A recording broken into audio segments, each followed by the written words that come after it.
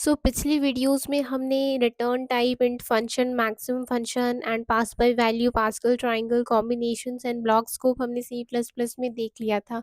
अब इस वीडियो में हम उससे आगे देखेंगे। बिना किसी देरी के लेट्स स्टार्ट। यहाँ पे आप देख सकते हैं हमने यहाँ पे एक int X is equal to 7 लिया है बाहर में, और ये वॉइड फंक्शन है।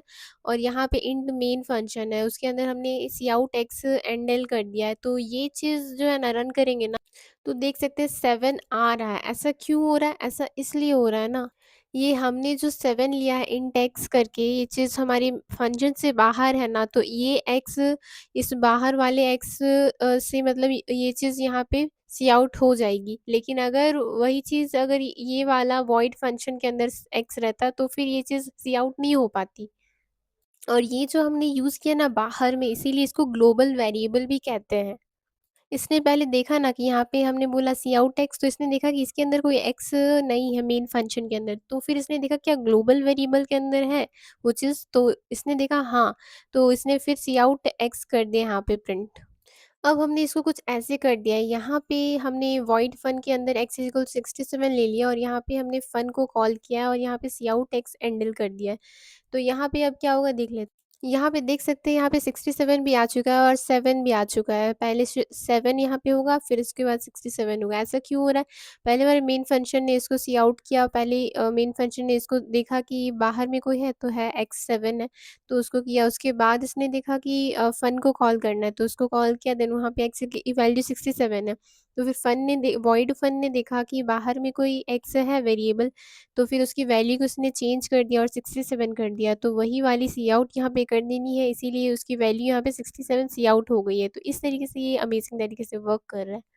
अब हमने क्या किया ना, यहाँ पे हमने इनिशियली इंट एक्स इक्वल 7 था, तो यहाँ पे हमने एक काम किया सी आउट एक्स एंडल, और उसके बाद हमने इंट एक्स इक्वल टू 50 वो कर दिया और सी आउट एक्स एंडल। तो यहाँ पे हम रन करके देखिए, यहाँ देख सकते हैं पहले 7 हुआ, फिर 54। तो पहले इसने चेक किया कि यहाँ पे सी आउट एक्स एंडल, तो इसके ऊपर पहले कुछ इनिशियलाइज नहीं था, एक्स की वैल्यू कुछ नहीं दी गई थी। तो इसने चेक किया कि क्या कोई ग्लोबल वेरिएबल है, तो है 7 है, तो उसने 7 सी आउट किया। उसके बाद नीचे चेक किया कि यहाँ पे int X is equal to 54 है, और ये लोकल वेरिएबल हमने यहाँ पे एक्स इज इक्वल टू 54 बना दिया है। और तो इसने चेक किया कि लोकल वेरिएबल है, तो फिर उसने ग्लोबल को प्रायोरिटी नहीं दी, यहाँ पे लोकल को प्रायोरिटी दी। उसके बाद यहाँ पे सी आउट एक्स हो गया, 54 आ चुका है। तो इस तरीके से ये काम करता है। अब हमने क्या किया ना, यहाँ पे इसको वॉइड फंक्शन ले लिया, उसमें एक्स इज इक्वल टू 67 ले लिया, और initially int X is equal 7 हमारा ग्लोबल वेरिएबल है, और ये यहाँ पे एक्स इज इक्वल 67 ले लिया, और यहाँ पे इंट एक्स इज इक्वल 66। तो यहाँ पे सी आउट एक बार कर दिया, देन फन को कॉल किया, फिर यहाँ पे सी आउट किया। तो अब देखते हैं क्या होता है। देख सकते हैं 2 बार 66 सी आउट हो गया था। ऐसा क्यों हो रहा है? पहले इसने मेन वाले ने चेक किया कि इंट एक्स इज इक्वल 66 है, तो यहाँ पे सी आउट 66 करेगा, मेन को प्रायोरिटी रहती है, वो ग्लोबल वेरिएबल नहीं लेगा। उसके बाद इसने फन को कॉल किया, फन पे आ गए हम, एक्स इज इक्वल टू 67 हो गया। तो फन का जो हमारा वॉइड फंक्शन का क्या काम होता है ना, कि एक्स इज इक्वल 7 है हमारे यहाँ पे बाहर में, तो उसको चेंज करके 67 करेगा, लेकिन वो इस चीज़ के लिए लोकल वेरिएबल है। और यहाँ पे सी आउट एक्सटेंडल है ना, तो वो इस इंट एक्स इज इक्वल 66 को ही सी आउट करेगा। ये इसके लिए लोकल वेरिएबल है, वो ये इस चीज़ के लिए रहेगा। Void function x is equal 67 इसी में रहेगा, लेकिन ये जो हमारा रहेगा ना, C out X is equal to मतलब एक्स एंडल कर रहे हैं, तो एक्स इक्वल 66, तो ये मेन फंक्शन का सी आउट होने वाला है। मेन फंक्शन का जो एक्स रहेगा वही सी आउट होगा यहाँ पे। अब हम देख लेते हैं नेस्टेड स्कोप शैडोइंग। तो इसमें क्या होता है ना, हमने इंट मेन लिया, और इसके अंदर हमने एक काम किया, इंट एक्स इक्वल 66 है, और इसके अंदर हमने कर्ली ब्रेसेस के अंदर इंट एक्स इक्वल टू 80 ले लिया है, और सी आउट एक्स एंडल। तो अगर हम इसको रन करेंगे ना, तो 66 आ रहा है, ठीक है। और अगर इसमें तो 66 पहले देख लेते हैं क्यों आ रहा है, बिकॉज़ ये जो है ना इंट एक्स इज इक्वल 66 हमने पहले दे दिया, और इसको हम री-इनिशियलाइज़ कर रहे हैं यहाँ पे। इसी वजह से इसने क्या किया ना, कि पहले वाली वैल्यू को ही इसने ले लिया। लेकिन अगर हम यहाँ पे इंट हटा दें इसको, और यहाँ से हम इसको रिमूव कर दें, तो अब इसको रन करेंगे ना, तो देख सकते हैं 80 आ रहा है। तो ऐसा इसलिए हो रहा है ना, बिकॉज़ इस बार यहाँ जो x की वैल्यू इंट x से 66 था, तो यहाँ पे हमने x इक्वल्स टू 80 लिया है, तो ये इसकी वैल्यू को चेंज करके x इक्वल्स टू 80 कर देगा और वही चीज़ यहाँ पे सी आउट हो जाएगी। तो हमें यहाँ पे 80 आंसर में मिल जाएगा। अब हम देख लेते हैं कि हम ग्लोबल वेरिएबल को एक्सेस कैसे करेंगे। तो हमने यहाँ पे इंट मेन के अंदर इंट एक्स इक्वल 66 लिया और सी आउट एक्स कर दिया है, और यहाँ पे सी आउट हमने कर दिया, उसमें उसके अंदर हमने 2 कॉलन का यूज़ किया है ताकि हम इसके बाहर वाले एक्स को एक्सेस कर सकें। बिकॉज़ ये वाला एक्स सेम है ना दोनों जगह, इसीलिए हमें दोनों क्लैशेस हो रहे हैं, इसीलिए हमने यहाँ पे 2 बार कॉलन यूज़ किया है ताकि वो ग्लोबल वेरिएबल का यूज़ करे। अदरवाइज़ हम व्हाइल लिखते थे तो ऐसे ही यूज़ कर सकते थे। अब इसको हम रन करेंगे। सो देख सकते हैं पहले 66 आया, ये जो इसका मेन वाला है, उसके बाद ये चीज़ यहाँ से इसको ग्लोबल वाले को एक्सेस कर रहा है और 9 आ रहा है। तो इस तरीके से हमारा हम एक्सेस कर रहे हैं अपने ग्लोबल वेरिएबल को 2 कॉलन का यूज़ करके। ये तो अमेज़िंग कॉन्सेप्ट है। यहाँ पे हम देख सकते हैं, यहाँ पे हमने दूसरा ले लिया है, यहाँ पे डिफ़ॉल्ट पैरामीटर्स के लिए हमने यहाँ पे एक वॉइड फंक्शन ले लिया है, यहाँ इंट एज इक्वल्स टू 19 ले लिया है, और यहाँ काउट माय एजेस करके और यहाँ एज कर दिया है और एंडल, और यहाँ पे इंट मेन फंक्शन, तो मेन फंक्शन इंट जो है ना फन को कॉल करेगा और वहाँ पे इंट एज की वैल्यू 19 है। तो एज की वैल्यू 19 है, तो यहाँ पे माई एज और एज यहाँ लिखा हुआ है, तो यहाँ पे 19 सी आउट होगा।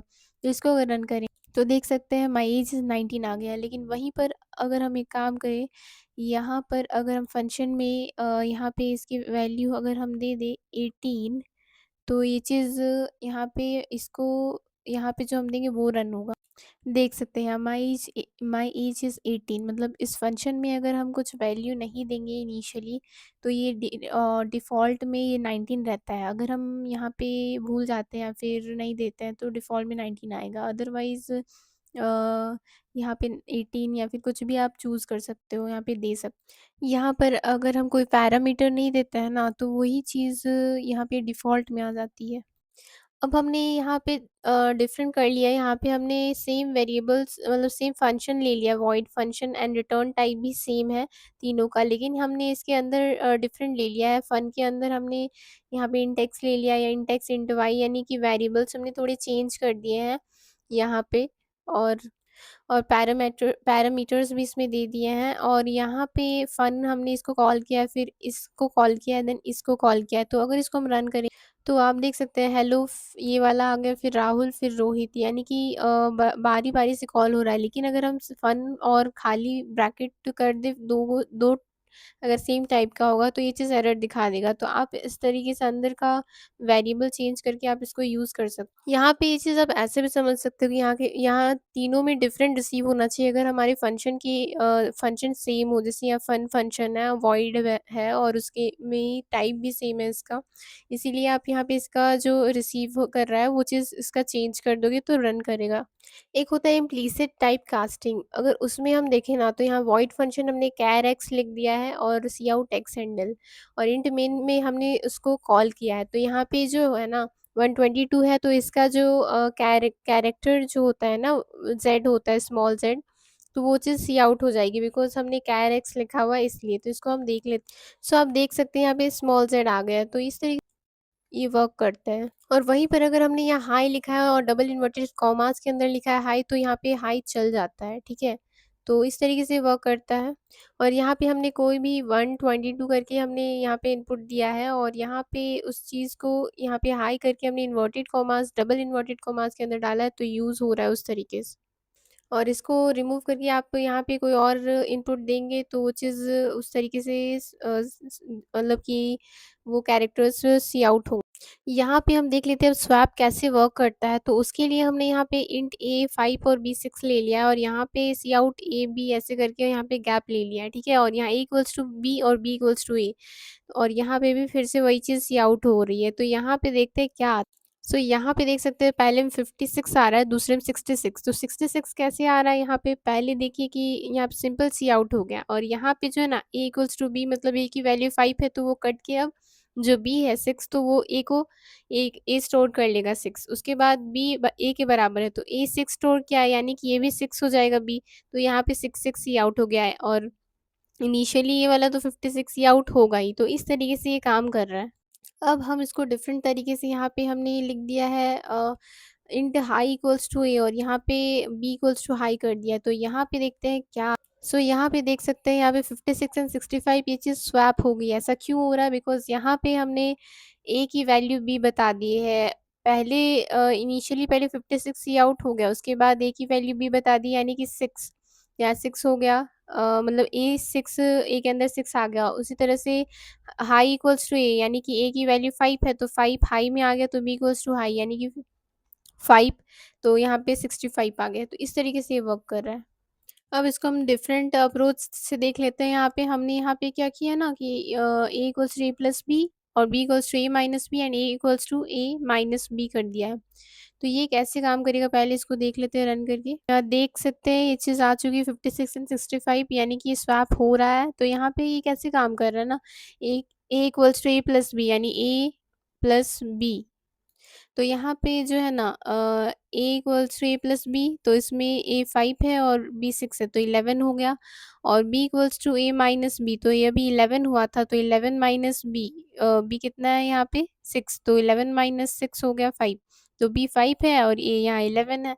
अब बी 5 है वो चीज़ याद रखना, और यहाँ पे ए 11 है तो यहाँ पे ए 11 माइनस बी 5 तो 6 हो गया, तो बी 5 था और ये 6, तो यानी कि ए हमारा 6 है और बी 5, तो यहाँ 65 प्रिंट हो जाएगा और ये तो 56 होगा ही। तो इस तरीके से ये काम करता है। सो ये इसको हम एक लाइन पे भी कर सकते हैं, A equals to A plus B minus B equals to A. तो ये कैसे काम कर रहा है ना कि यहाँ पे ए प्लस बी की वैल्यू क्या है 11 और minus B equals to A, तो बी को ए की वैल्यू असाइन कर देंगे। तो 5 इनिशियली बी की 6 थी तो उसको कट करके 5 हो जाएगी, और ये 11 था तो 11 माइनस 5 6 हो गया, तो ए की वैल्यू 6 हो गई। और हमने बी को यहाँ पे 5 असाइन किया था ना ए की, तो ये 65 हो गया। तो यहाँ पे आप देख सकते हो ना कि वो चीज़ वर्क कर रही है। यहाँ पे ये 65 आ गया और इनिशियली वो चीज़ जैसे प्रिंट होती है 56, तो ये वर्क कर रहा है।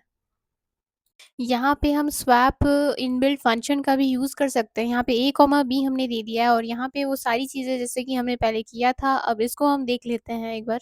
सो देख सकते हैं ये चीज़ स्वैप हो गई है, तो आप इनबिल्ट का भी यूज़ कर सकते हो। अब हम कंप्लीटली न्यू चीज़ देखने वाले हैं, that is address of variable. और इसमें क्या होता है ना कि जैसे कि हम यहाँ पे एंड लगा देते हैं एक्स के पहले, दैट इज़ एम्परसेंड इसको कहते हैं।